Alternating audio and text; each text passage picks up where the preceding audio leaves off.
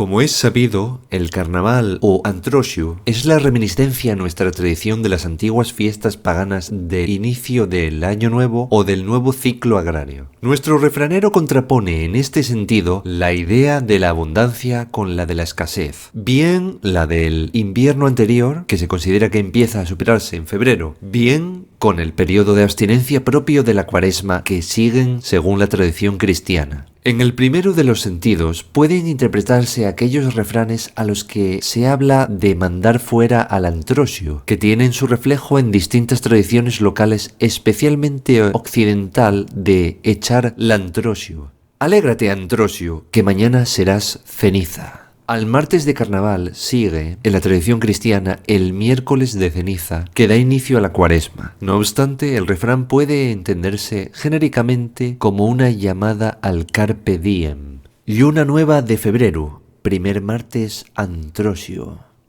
¿Qué te parecen los refranes de Güell?